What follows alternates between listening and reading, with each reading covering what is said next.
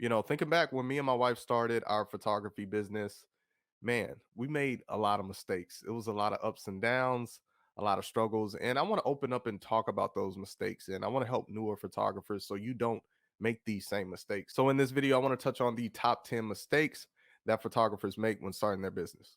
What's going on? A-Train here. Welcome back to the channel. But if you're new to the channel, this channel is all about photography. I post behind the scenes, I do tutorials, and also just photography tips and tricks. So if you're interested in that type of content, I'd love to have you join this amazing community. So consider subscribing. All right, so let's get into mistake number one. And I think this was the biggest mistake that we made. And that mistake is not having a plan. So the way me and my wife started this business is we just pretty much hopped straight into it. We didn't really have a bunch of practice.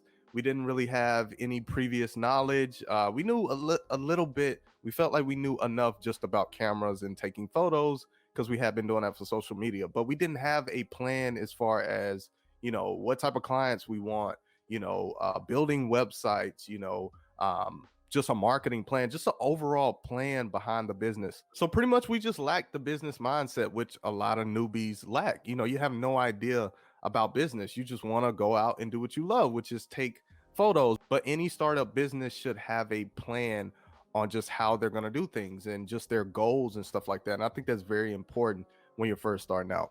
All right, so mistake number two is buying a bunch of expensive gear. Now, this was me all the way. All I was thinking was, I got to get an expensive camera, I got to get an expensive lens, and that's the key to success. And I'm here to tell you those things don't matter. Like photography, you have to build up your skills, and getting expensive gear is not going to improve your skills. It can improve the quality of your work, the quality of your photos, but it's not going to help the necessary skills that you need with photography. And I learned that real quick. I need to learn how to pose people. I need to learn how to communicate. These are skills that you need, and you need to focus more so on those things. Even lighting, that's another thing. Like, you need to focus on those things more so than just going out and buying a bunch of expensive gear, because trust me, that is not going to help you. All you need to do is get a solid camera. It doesn't even have to be full frame. I started with a crop sensor, and a lot of professional people, they use crop sensor cameras. These cameras are really good these days. So just get you a budget, camera, and just get you a solid lens. I think when you're first starting out, you don't need no crazy expensive lens. Just get you like a 50 millimeter, which they don't cost like a crazy amount versus all the other lens, or maybe get like a 35 or 85. And then once you start to get more shoots and save up some money, then you can start to invest more based on, you seeing what you need from doing the actual photo shoots and work. All right, so mistake number three is charging super low prices. Listen up, y'all. You really want to pay attention to this part and listen up. And I already know what you're thinking. You're probably thinking, I'm a new photographer, and you're probably not 100% confident in your work. So that's usually what we default to as new photographers, is just charging a super low rate because we're not as confident yet. But I'm telling you right now, this is really going to hurt you, and it's going to be hard to recover from charging super low prices. And what I mean when I say super low prices, so we started out charging $40, and you see a lot of new photographers do this. They charge 30. I've seen people charge crazy low, right? And they just give away everything. You're giving away 20, 50, 100. I've seen crazy amounts of images that people are giving away. And I don't care if you're new, that's giving away too much, and that's charging way too low, because you're going to find out really quick that all the time that you're spending on things, that time adds up, and you need to be compensated for that time. And that time includes not just the actual photo shoot, but the time included leading up to the photo shoot. After the photo shoot, you have to edit photos, and then you may have to talk to the client some more. To sum this up, my best advice is I wouldn't even charge a super low rate. Like, we were charging $40. That was a huge mistake.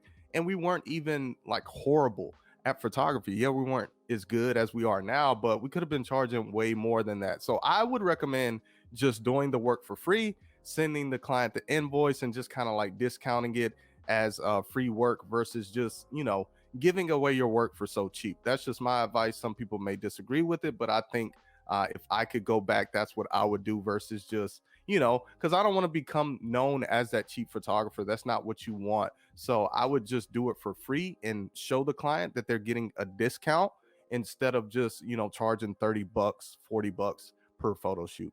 And I'm interested to know y'all's thoughts on charging super low rates when you're just starting out. Is this something that you did? What was your experience? So let me know in the comments down below.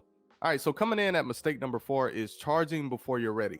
What I mean by this is a lot of people hop into charging really quick, and that's something that me and my wife did. Like, we had experience taking photos, but just judging by, our first couple of shoots and just some of the knowledge that we had, I think we started charging too quick, and we definitely made a lot of mistakes because of that. For example, it was one of the first couple of photo shoots that we did. We made a lot of mistakes during that photo shoot, and it was very challenging because we were shooting in a different lighting situation that we had never shot in, like, it was like 2 p.m. So it was mid, like, Texas summer heat, so the lighting was crazy harsh, right?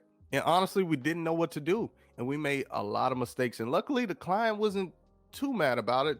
But then again, this client was actually my wife's friend, so maybe she just didn't want to say anything, and she knew we were brand new. But we made a lot of mistakes during that photo shoot. Our job is very important, and you're going to photograph a lot of moments that are very important, and you really don't have a lot of room for errors. So before you get into charging, make sure that you know what you're doing. You don't have to be the best, but you need to know your settings.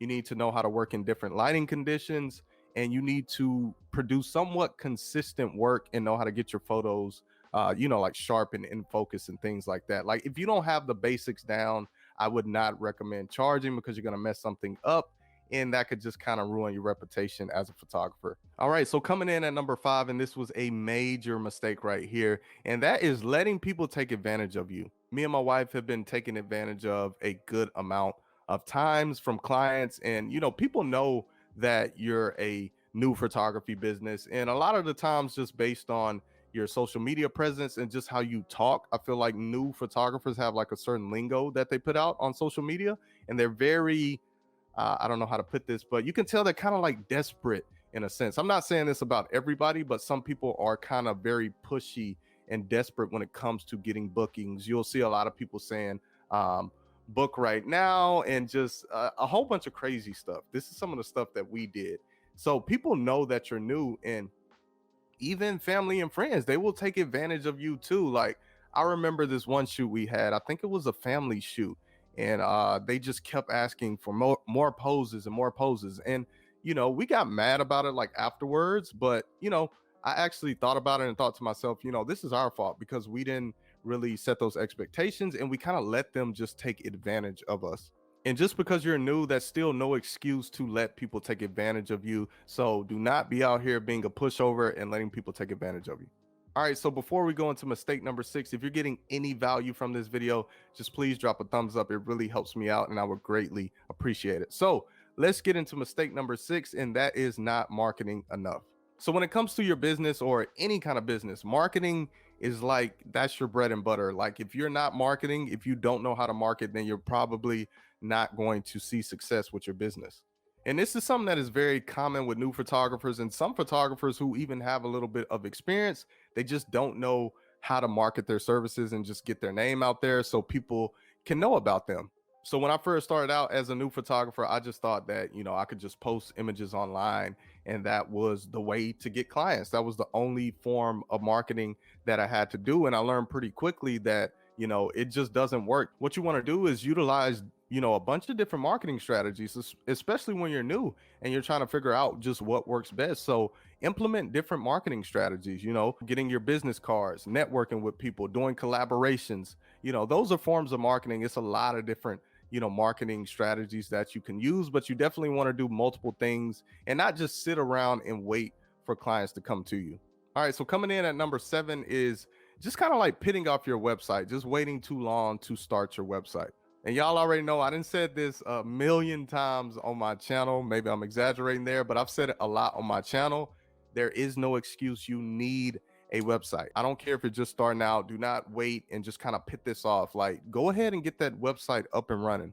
And honestly, it's not even very expensive to start a website. They have some of these hosting platforms and stuff that I feel like it's not, crazy prices. So, once you've done a couple shoots, just go ahead and invest in a website, and your website is going to benefit you in a lot of different ways. This can help you with SEO, And mainly, it's just going to make you look more professional and people are going to take you more serious. All right. So coming in at number 8 is shooting too much and not focusing on the actual business. And what I mean by this, when I'm just thinking back, when we first started, we were doing a bunch of shooting. We were doing free shoots and just, really trying to build our photography skills. But what we neglected was working on the actual business and getting things in place and ready, as we were starting to grow as a business. And I see this mistake with a lot of new photographers. They just kind of, we obsess over getting better at the craft. That's the fun part about starting a business and just, why we get into this thing. It's because we love photography. And a lot of us don't really like the business stuff. But if you want to see success with turning your hobby into a business, then you need to be business minded and build a strong business mindset, because that's the thing that is really going to help you grow moving forward. Something I think I could have done better is just investing more in like business courses and things like that versus spending all of my money on gear. And I also think I could have started like workflows and systems and processes like early on. Like, we did that, but I think we waited too long to do that stuff. We should have invested in, different systems to help us and, just things to help us run the business and make us look, more professional. All right. So coming in at mistake number 9 is not having a solid contract.